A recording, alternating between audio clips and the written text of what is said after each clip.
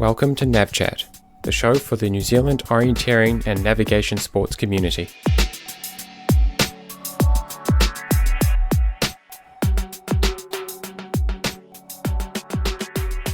Hi, Tom. Hi, Gene. How are you?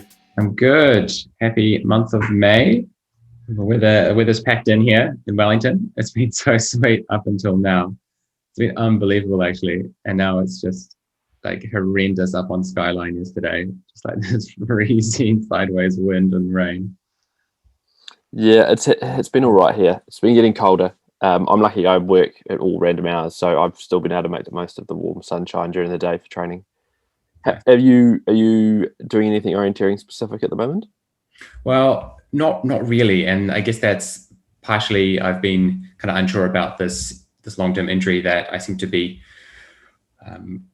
largely recovering from. But also the orienteering has been pretty mixed around Wellington and Hutt Valley. There's been a few little things on. I did an after-work row game a couple of weeks ago. They had 260 entries for an after-work row game. There was a 90-minute and a 3-hour.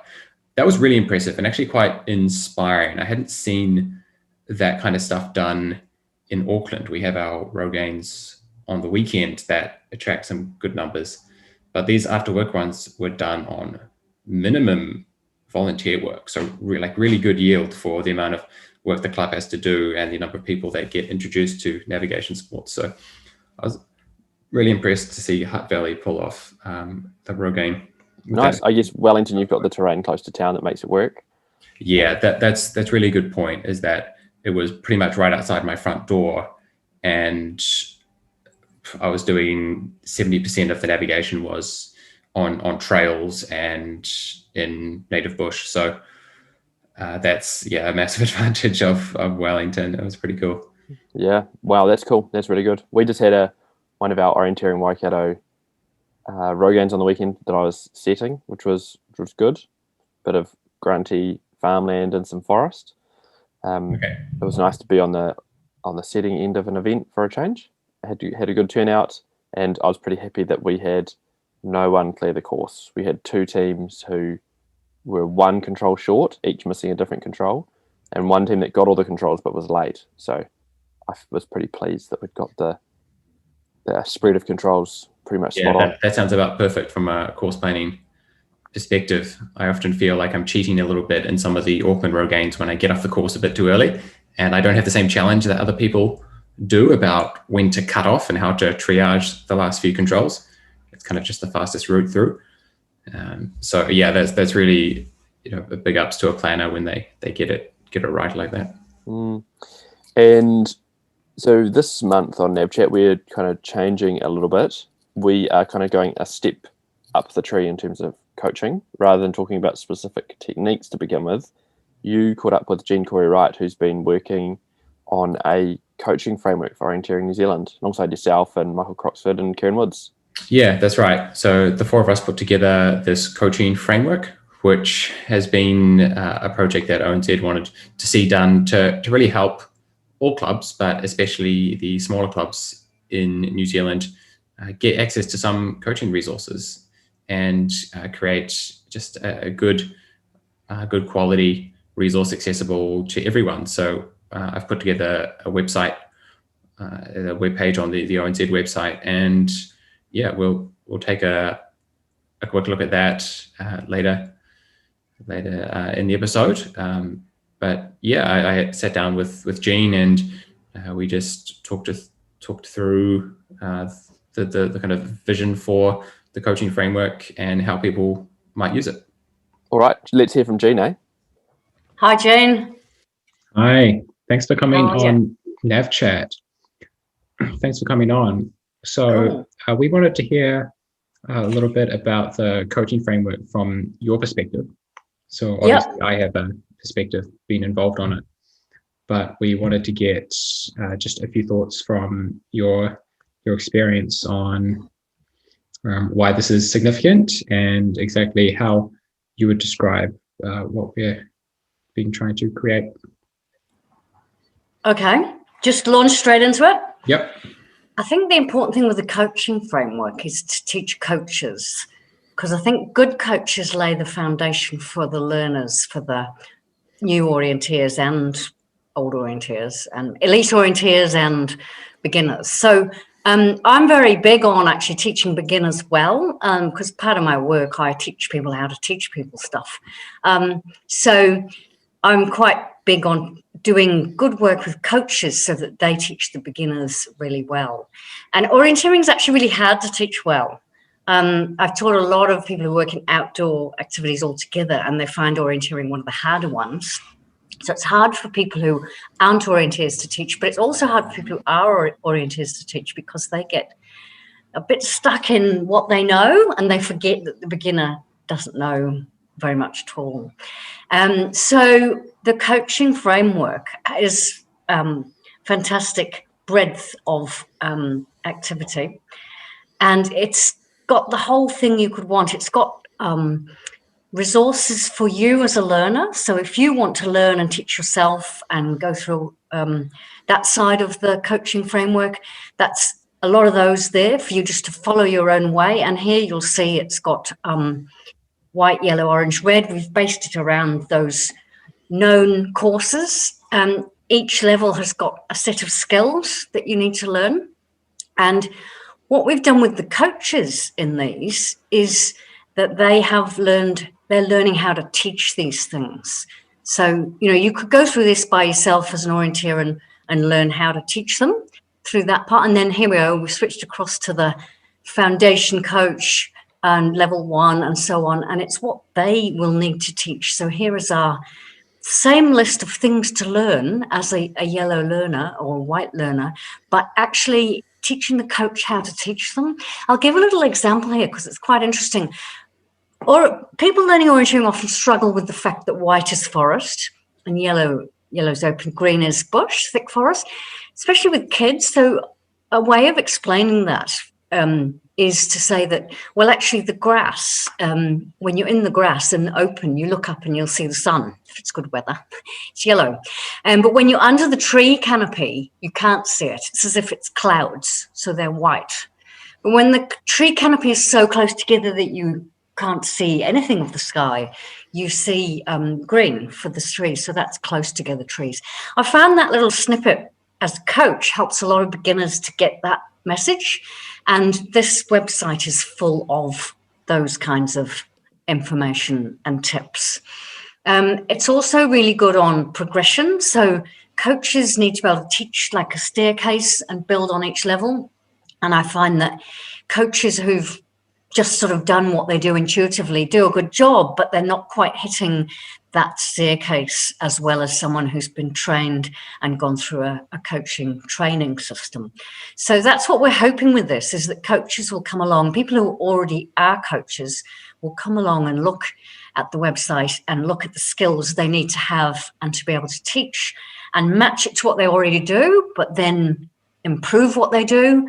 Feel free to suggest things that you do that work back to us, totally interested in feedback, and so on. So this resource has got that capacity, and I encourage all coaches to go and explore it because it's very exciting to have such a great resource. Yep. And yeah, as you mentioned at the start, there are 2 different avenues that you might approach this content. There's coming from it as a participant, as an orienteer, and coming at it from an orienteering coach. And so we'll just take a quick look at some of these. So for the white and yellow stuff, it's a little more simple. We've got just basic guidelines on what exactly some of these techniques mean, and some of these also have videos with them. And I think as we go on to some of the red levels, they get more appropriately more intense, and there's some 2 to 3 minute videos on each technique to have a deeper dive into exactly what we mean. And so anyone can really get stuck in and get some inspiration. If you're not really sure how to approach an orienteering training session just for yourself or with a group, then this is the best place to get started, no matter what level. No matter what level you're at, there's a lot of videos on here.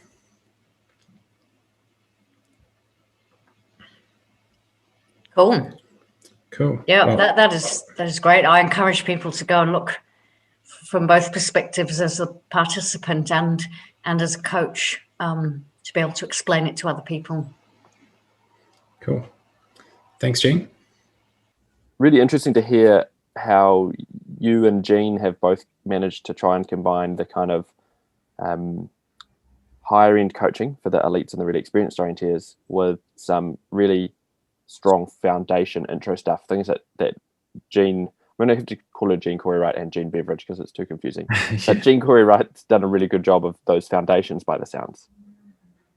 Yeah, she has so much experience coaching at all levels. So yeah, she was a great resource to tap into as I put this together. And yeah, it's a really good point that often coaching at more beginner and intermediate levels get totally left off. So we were very much committed to trying to put together a coaching resource for all levels. And we're looking forward to more feedback, especially with newcomers trying to use this resource and just understanding where are the pain points and where the explanations land and where they don't land.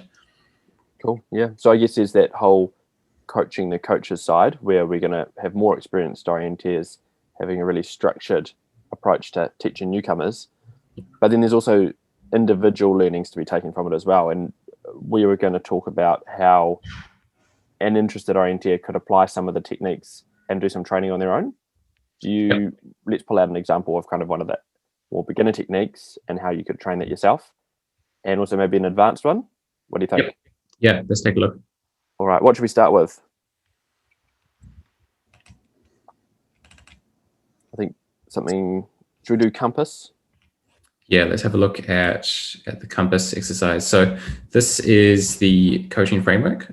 All right, where do we find this, by the way? On the website. So it's orienteering.org.nz, the ONZ website. And if you go to resources and down to where is it, coaching framework, there it is.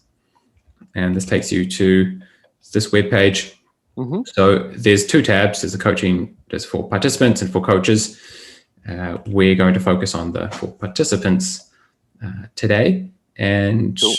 We're just going to drop down into the yellow level and take a look at some simple compass bearing exercise. And under each technique, under each skill, there's a quick explanation of what you might want to do. Okay, so it's been broken up into the standard white, yellow, orange, red in terms of difficulty. White being easiest, red being hardest. And then within each of those, you've kind of said what are the skills that are required for that level of orienteering. Yeah, that's right. And within that skill, we've got an exercise you might want to do to reinforce that skill and a recommended way of doing it. So hopefully this can clarify the different ways some people do things and give a clear approach that we know works. Okay, so when it comes to compass, often when we're teaching newcomers at the very beginning, basic white level, we kind of skip over compass. When we get to yellow, so people who maybe are familiar with the map, have some of those very basic foundations, we'll introduce in compass. And what the coaching framework explains here is how you can apply compass in that kind of new orienteer context. So I'm sure people might be able to read on screen, but what would be an example if you were a newcomer, if I was a newcomer, Jean, and you were trying to suggest some training that I could do to improve my familiarity with the compass, what would you suggest? Yeah, I think you can get any local map, any sprint map, just to get this right. You don't need to be somewhere in the forest, because as the diagram shows, it's really just about getting it cemented in your mind that the edge of the compass lines up with the direction you're going, such as from control 11 to control 12 in the image here, and the needle lines up with the blue north lines on the map, and just really cementing that into your head and getting used to the feeling of rotating your body all as one to make those pieces of this little procedure fit. Can be done anywhere. It can be done in your backyard. Okay, so maybe if you were trying to just get used to it, you could use a map at home, have a look at this as an example and a reminder, and then maybe at your next event you could try it. Yep. All right. How about if we were going to go at a more advanced level? What does the coaching framework offer for Compass at a more Yeah, we advanced jump level? into the advanced section here, and just have a look at what the kind of Compass related stuff looks like here. So these are all the exercises you might want to use to practice the technique. And you'll see here that these are videos now. Okay. I think it requires a little bit more explanation at this advanced level than just an image. So there's a number of videos here that people can check out that explain all these different exercises that test your compass and your direction skills. Mm-hmm. And so it's not just about getting the direction right when leaving the control. There are a number of things that you can, a number of times when it's really useful to have a good direction. And so I'd really recommend people check out these videos, like even exiting the control. We're not just stopping and starting, doing bearings at this advanced level. It's a very dynamic process, and it's a technique that you're using alongside all these other techniques. So there's a lot more options in the way you might want to practice. Okay, so the coaching framework, we've got these multiple levels, but then for these advanced levels especially, it's the kind of thing where if you had done an event, you'd had trouble with something, you could come home, sit down, watch these exercises, potentially try some armchair stuff at home with a map, trying to think about how you might use some of the techniques. And then either at the next orienteering event, you could try them, or even if you had access to a public access urban map or something like that, you might be able to try them out as well. Yep, definitely good. Any place is good just to get that technique, the tactile parts, the holding the map and rotating the compass anywhere is a good place to get that kind of stuff working. But to really implement some of these more advanced techniques, you do need to go out into the terrain. So as you mentioned at just after an event, just getting out into the terrain for a little bit after your race and going to club training events when they arise. Yep, really recommend that. Control collection, for example, excellent way to hone your skills. Yep, control collection is a great way, and you can practice all these techniques for just half an hour. One last question for you on this one, Gene. When you've got these maps here, you've got these bubble maps and these whiteout maps with the white areas. How do you make that happen? So I do a lot of this in OCAD. These two are actually examples that I had made in a previous training camp, and I've done that on OCAD.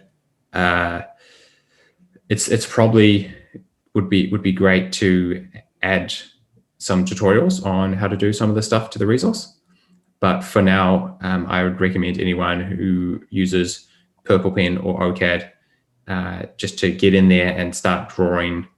They're just kind of manual white blobs. Because in Purple Pen, it's easy in Purple Pen, right? You can just create a shape and plonk it in the way of the terrain. Yeah, it's definitely easy to do squares and stuff in Purple Pen. If you're trying to do these some of these more complex shapes, then it's a little bit harder, and you probably need to use OCAD. They are roughly manually drawn, but then there's a whole lot of tips and tricks that I have to make this process really fast, because you don't want to be drawing every little piece. So I'd love to do a tutorial on how I do some of these. So potentially a way to really advance the learning from a club event would be to maybe have your control collection map with a few white blobs on it, so people will have to practice with. That is a great idea. I've never actually thought about that, but I will 100% recommend that. Make your control collection maps into a training exercise. That way you won't have to be running around by yourself getting all the controls after the event. And that is just, like killing two birds with one stone. That is so smart. Yeah. Cool. All right. So that looks good. And that coaching framework is on the ONZ website. It's freely available. So much resource there worth taking a look at. And also means that all coaches around the country will be talking the same language when it comes to teaching skills. Mm-hmm. That was a big part of the goals of Jean Corey Wright and myself, we did want the language to be consistent and appropriate at each level. We're not trying to force the newcomers to learn some of these quirky words. We want them to all be comfortable using words they're more familiar with. So yeah, I hope that we've delivered on that. But yeah, feedback seems good so far. All right. Open to adjusting things. Okay. So how about orienteering around the country? We've kind of things are getting rolling post nationals. What have we had? We've had another national champs. We had the New Zealand mountain bike orienteering champs in Otago. This is something that I didn't go to, and neither did you. No, sadly no. Yeah. So we've got a quick write up here on the orienteering website. It sounded like a lot of fun. I'm encouraged that the fields for this are reasonable size. It goes under the radar a little bit, but there is a very active community of mountain bike orienteers, and both in the junior grade and the older grades, and also the elite grade. There's a reasonable number in those fields. So you can also check out mgbochamps.nz. This is another little offshoot website that has a lot of useful information about mountain bike orienteering. And I definitely recommend checking that out. The maps are on this website too. Yeah, it was interesting. A really good spectrum of mountain bike maps, I thought. We've got the Nasby's, your more traditional long map, big route choices, roads, that sort of thing. We've also got Chatto Creek, which, interestingly, I think you're allowed to go wherever you wanted in the farmland, which is a bit different from mountain bike in other places. Changes the game of route choice, potentially becomes more like foot orienteering on a bike. It is really interesting. There's more things to consider. If we just jump back to the Naseby Forest map, it's kind of a compromise between the fast, long-winded road or taking on some slower but more direct single trail. Would you describe that as the main challenge that this map presents?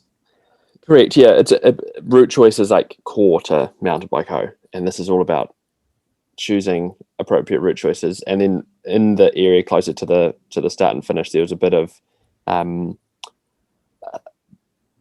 of thumbing the map, I guess you could call it, like staying in touch with the terrain. So they're kind of the main two skills. Whereas at Chatto Creek, you have contours and rock detail and foothold techniques. Yeah, that's right. You might be using a handrail or something that's off to the side and isn't actually the track junction.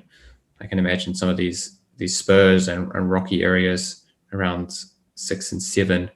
You can see there from a distance and could ride almost directly to the control if you really got the navigation sorted. Yeah, that's really interesting. I have not seen this before for mountain bike orienteering. No, and the controls are not track features either, which is interesting. And then you go to the sprint map, which looks like again another traditional mountain bike map, extremely complex network of tracks. This is all about map contact, quick decision making, and ultimately it's quite hard to relocate in these maps because you don't have. I mean, I've always struggled with compass mountain bike orienteering, but you just need to make sure you've got that really intense map contact while you're riding through an area like this. Yeah, that's right. If you do come unstuck and find yourself at a junction that's not the right junction, and you don't really have good visibility either way, especially in this flat area on the eastern side of the map. If you found yourself at the right junction, there's a lot of junctions that could look very similar. Mountain bikes are going fast as well. This map's 1 to 5,000. Stuff's going to come up so quick. Yeah, this is an interesting challenge and looks very applicable to sprint orienteering, that very fast left-right decision-making and multitasking between what am I doing now and thinking ahead so that you have a route choice and an exit direction planned on the next leg. Ooh, not my specialty. No, back to Footo. Auckland had its Riverhead O weekend, which again was using a new area of Riverhead Forest, kind of in the northeastern part. A bit different from your standard New Zealand O map in terms of the vegetation. Yeah, that's right. So initially we ran through this area about 4 years ago, just on a run, and we thought, this is doable. It was a bit dense, and yeah, since then the clubs decided to map it, and since then, over those last 4 years, since we got excited about the area, all this new LiDAR data has come available, and Cameron Delisle put this map together using a lot of that LiDAR data that we've seen some of the results of that with the omap.nz project with the computer generated maps.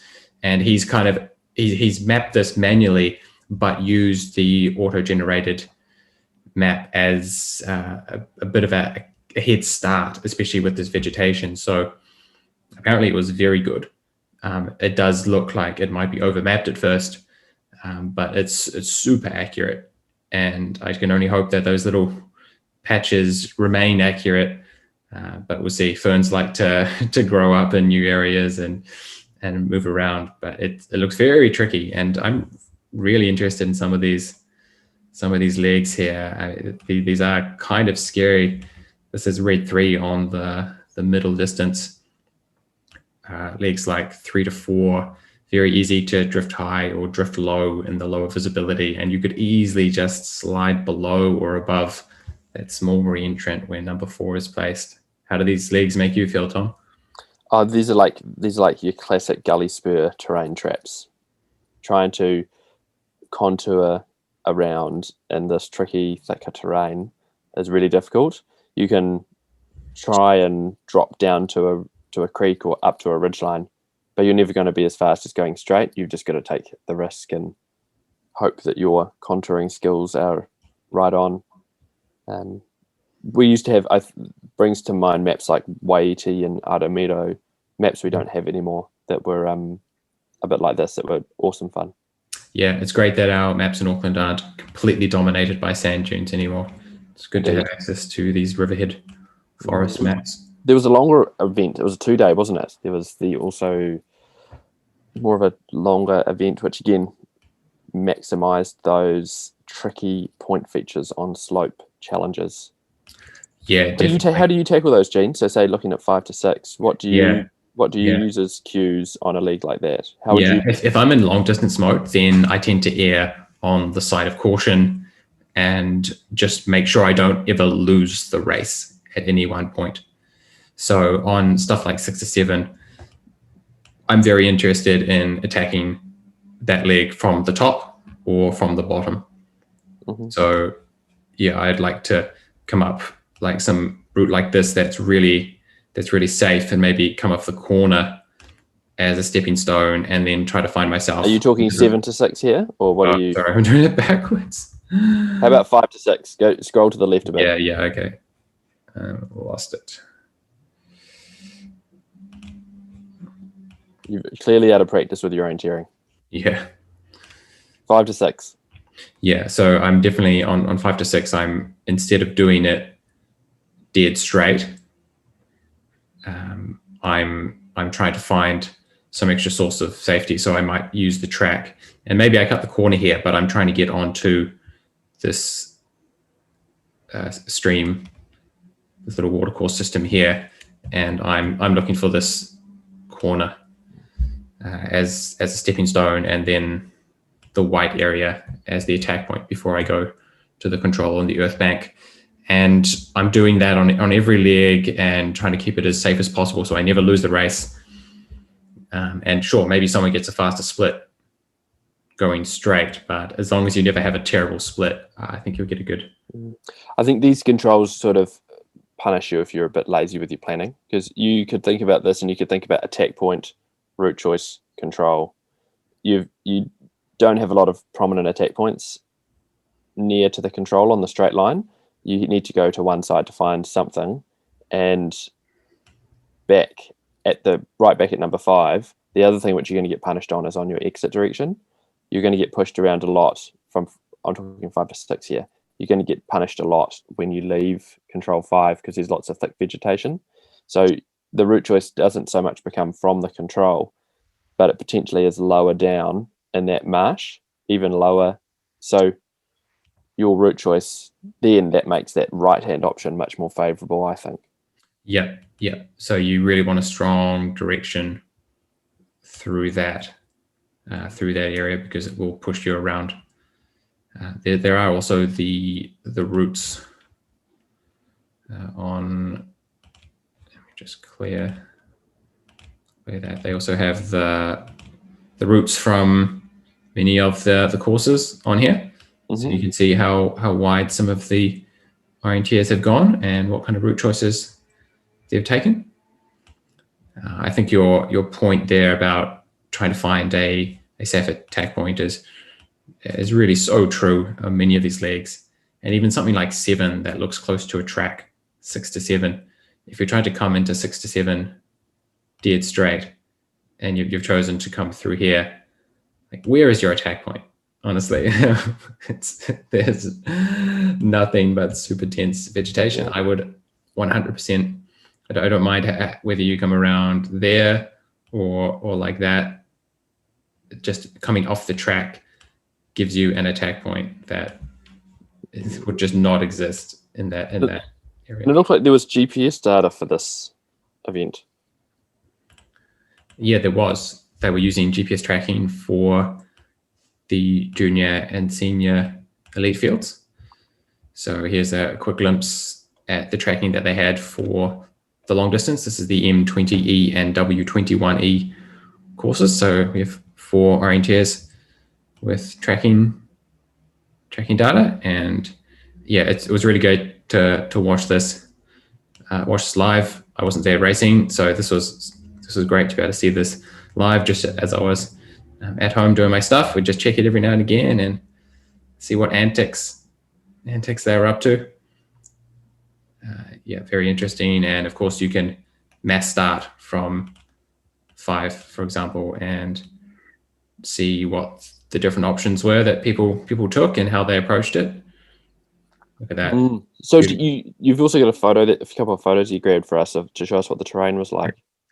Yeah, for those that haven't been to Riverhead Forest, it's pine needles on the ground, but a lot of ferns and a lot of greenery, quite soft, but definitely restricts the visibility. So a really complementary area to many of the kinds of terrain that we have in New Zealand. And I think that's why maybe we feel like we talk about Riverhead a lot. I guess it's unique. If there were lots of areas like Riverhead, we'd be bored of it, but it is a very important challenge for the country. They're just not so close to town and not mapped. Yeah. Now going overseas, and staying on the theme most months, we talk about some sort of controversy and mapping around the world. There always seems to be this one something to me is so. I mean, this I've read a few of the comments around this. I think people need to get a grip. Would be my personal comment on this. I think that with maps, first of all, why don't you talk us through it and then we can offer our opinions. So what's the issue here? Yeah, so this was at European Champs, so it's quite a big deal in terms of people who are interested in competitive orienteering. You've got all the really serious the countries that potentially take things. But a lot of world ranking points. There's medals up for grabs, World Cup points up for grabs. And in the sprint race, there was an area where there was some route choices coming in to 6, and one of the route choices was taking the orienteers through this vineyard. So many people may not have seen the vineyard symbol. This is these green dashes on yellow, and so it's kind of runnable in one direction. And there's 2 points of vigorous debate. One is the vineyard was deemed out of bounds, but wasn't marked on the map as such. And that seemed to be in my opinion, a communication failure of the organizers. It was in one of the team leaders meetings in the documents released there, and did not get well disseminated from there to the athletes like the organizers, I assume, hoped it would. That's one part of the issue. And the other part of the issue is this gap here, which is not a gap, and it's not really a gap on the map. But I think some people may have thought it was a gap just because it's not. There's always some ambiguity with your eyes, and the map's bouncing up and down. And so some people went for it and found it as not a gap. I think those people, tough luck. They were, 0.4 millimeters is supposed to be the size of a gap in an ISOM map, and they're pretty good at showing gaps. I think people should. If it was supposed to be a route choice, the mapper would have made it clear that you could get through there. That is not a gap.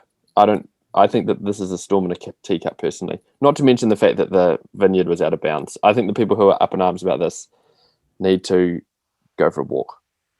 Yeah, I mean that's definitely, the emotions are definitely high after the race. A lot of people who were frustrated.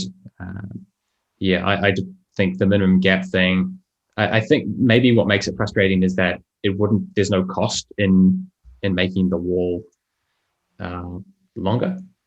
Just to really emphasize that point, is maybe makes it more frustrating because it would have been like easier to solve. But yeah, it doesn't look like a gap to me. But yeah, I wasn't there running with the map. I've just got the digital image online. What about the vineyard communication? Is there any That's complete. That's the country's own fault. They were told at a managers meeting. That's my take. I think you could map it as out of bounds if you want to, but I think that's perfectly clear. If you're told that vineyards are out of bounds, they're out of bounds. Yeah, I suspect that is also true. I thought that if you were the organisers and wanted to make that clear, you would make it clear on all communications, including the races map. And it would have, I would have hoped that would be in the bulletin and the team leaders meeting.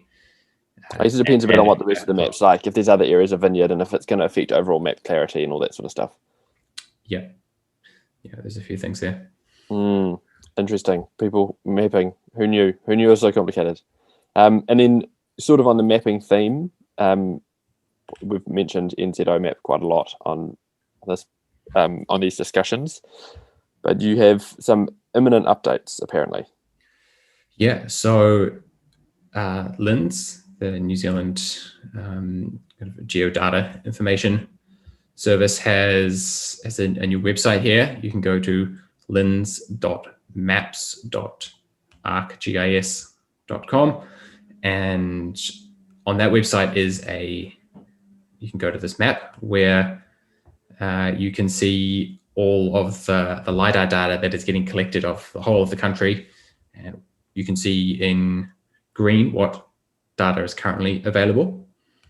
And a lot of that data is stuff that has been used for the OMAP project, these big green blobs, green areas. A lot of that has been already processed by us, but these huge orange areas is what we are excited about. There is a lot of LiDAR data coming of these huge chunks of New Zealand, and that will help the OMAP.nz project, but it will also help orienteering mappers and clubs in these regions to get better base maps almost for free right off the bat. You can get this data from the councils and from LINZ and use that, import that into OCAD to generate the base map contours right off the bat. And I used these contours for mapping Totara Park in Auckland last year. I imported the LiDAR data straight from the Auckland Council's file that they sent me, and boom, straight in OCAD, I have 5 meter contours, all geo-referenced. What a perfect base map. And then you just bring the aerial image straight on top of that, and it's such a good head start. Bringing the barriers to mapping new areas down.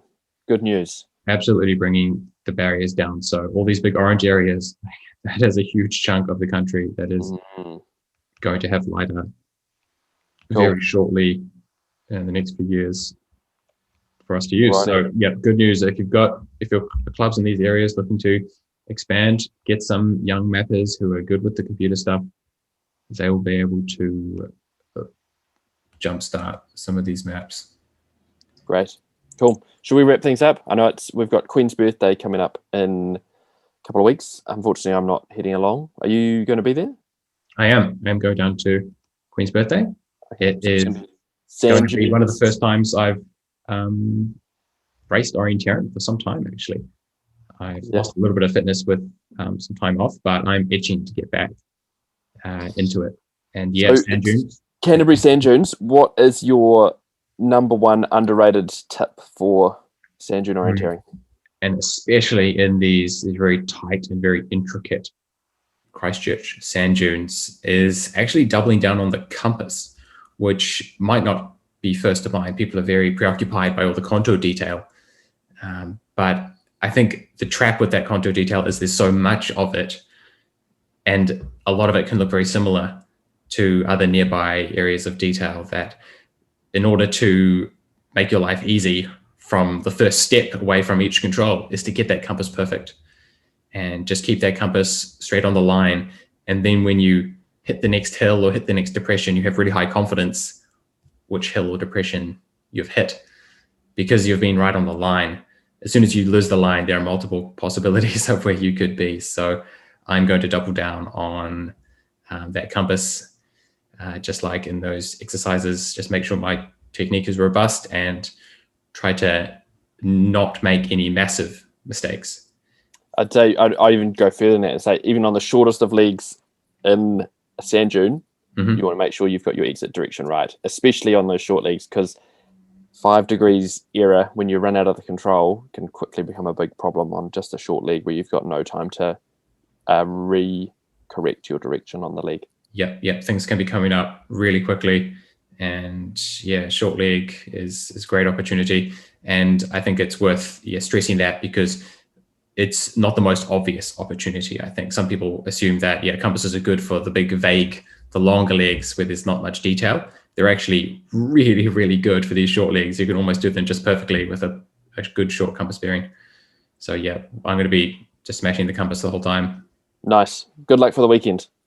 Yeah. Thanks, Tom. See you next month. See you next month. Bye.